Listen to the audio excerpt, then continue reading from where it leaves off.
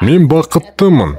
Уақытша белбеу болмағанына қуаныштымын. Шафқатты өзінен биік қоймау керек. Ондай кезде жеңіліп қаласың. Ал сендерде Шафқат атты жігіт бар. Ұстап алып қирату деген ұранмен. Шафқат бір орында тұрады, түсінесің бе? Ол ұзақ уақыт күтіп тұрады қарсыласын.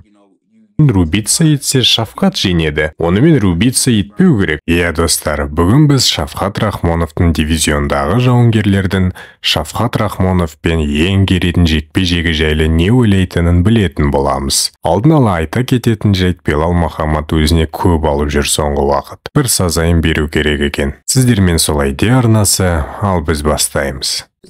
Көпшілдің қателігі ғой. Мені допингке қарсы күрес агенттігі тексерді. Мен жайлы ештеңе білмеймін. Шафқаттың ағылшынша тілі де келмейді. Трэш-ток жасайтындай.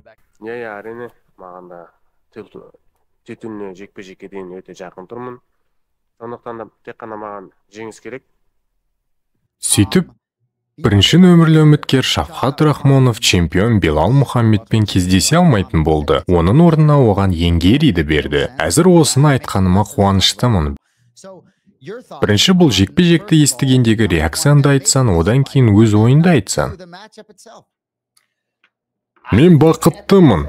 Уақытша белбеу болмағанына қуаныштымын. Бұның мағынасы болмады.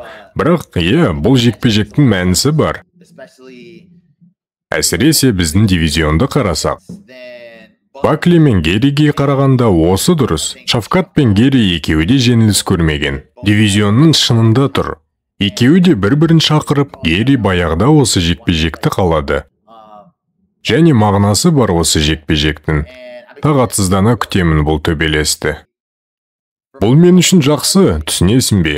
Мен екеуінің де жекпе-жектерін қарап зерттеймін. Екеуі бірге жаттығып, кім-кімді жақсырақ біледі екен. Естіген боларсың, Шафқат Гериді бір нәрсе қылды, битті, сөйтті деген өсектерді.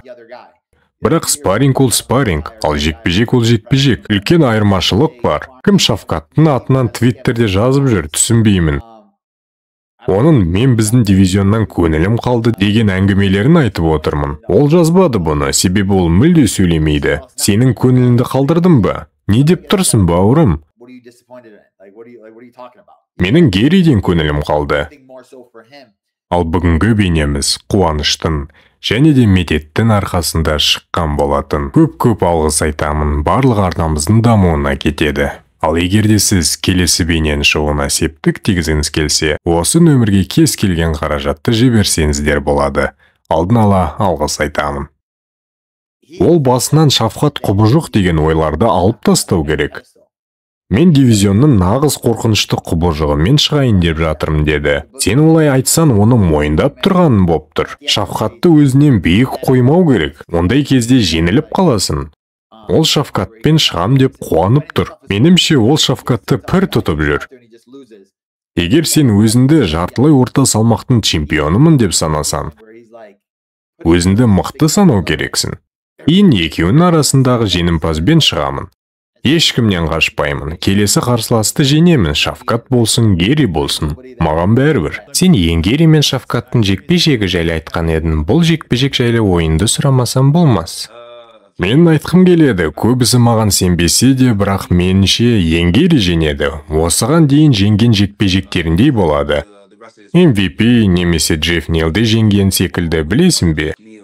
Ол қауіпсіз аймақта қалып, қашып төбелеседі. Сен де бұндай қарсыласты аңдуға күшін жетпесе, олар үнемі қимылдап, қашып жүрсе, қапқандарын орнатып жүрсе, сен оны бір дәл соққымен ұстай алмайсың. Шафқат бір орында тұрады, түсінесің бе? Ол ұзақ уақыт күтіп тұрады қарсыласын. Айта кететіні, екі жауынгер қызу қанмен рубица етсе Шафқат жеңеді. Онымен рубица етпеу керек. Ал Енгери атылатын жігіт емес. Ол үнемі қашып қимылдайды, ұрып жүреді. Және Енгеридің қолын көтеріп жеңімпаз атанғанын елестетіп тұрмын. Ал сіздер жақында ғана Американың президенті атанған Дональд Трамп жайлы қаншалықты жақсы білесіз? Олжас бауырымыз өзінің арнасында Дональд Трамп жайлы ең қызықты, ешкім білмейтін ақпараттарды жүктеген болатын. Арнасына қосылып, бейнесіне лайк басып, тіркелуді ұмытпаңыздар. Ана тіліміздегі контенттер жасай берсін. Сілтемесі осы бейненің төменгі жағында. Тыңда.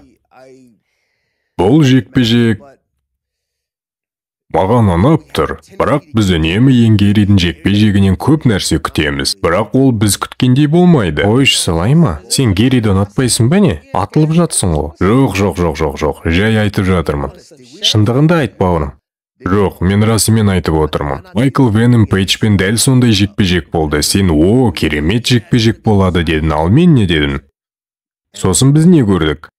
Мен Геримен ерегесіп тұрғаным жоқ. Геридің стилі сондай. Ол кен жерді ұнатады. Ол әдемі көрінуді ұнатады.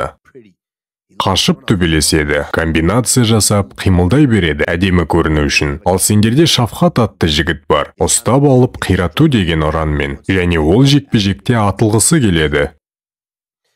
Сондықтан маған бұл жекпе-жек қатты ұнап тұр. Біріншіден, олар командадағы достар емес бір-біріне. Гери оңтүстік Флоридадан келіп, әр жерді аралайды. Ол тек бірен-саран жаттығу өткізген оңтүстік Флоридада. Менімше, оның бір орында қалғаны дұрыс еді. Бірақ ол қай жерге барса да жақсы сезінеді өзін. Шафқат болса жекпе-жегін жариялағаннан кейін осында келіп жаттығуын жасайды болғаны. Сондықтан олар бір командада деген өтірік.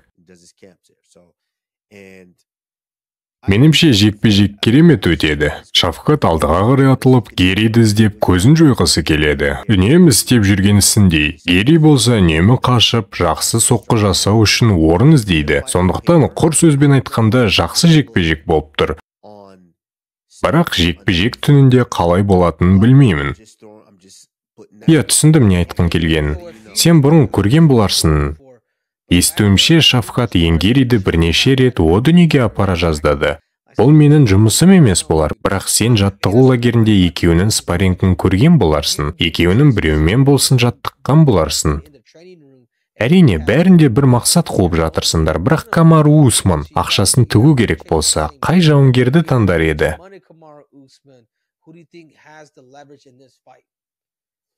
Бұдан кейін Камару Усман былай майысып тұрып, ешкімді де таңдаған жоқ. Ал сіздер Шафқат Рахмонов Гериді қай раундта талдыратынын жазып кетіңіздер астыға. Арнамызды қолдап жазып жатқан комментарийларыңыз үшін алғыс айтамын. Сіздермен болған солай де арнасы арнамызға тіркеліп, лайк батырмасын басып, пікір жазуды ұмытпаңыздар. Сонымен қоса Телеграм арнаға да қосылып тұрыңыздар. Кілең қызықтар со жаққа шығып тұрады. Сілтемесі осы бейненің астында. Қош аман сау болыңыздар. Жақсы жаңалықтарда жүздескенше. Жайлап демалып жатырмыз. Тек қана қыдырыс. Басқа не болсын бізде, тек қана қыдырыс. Дайындалмаймыз. Шыға салып отыра саламыз, болды үйге қайта саламыз солай. Дайындық вообще жоқ қой бізде. Жат шыға саламыз, болды отамыз, қайтамыз. Басқа ештеңе керек емес қой.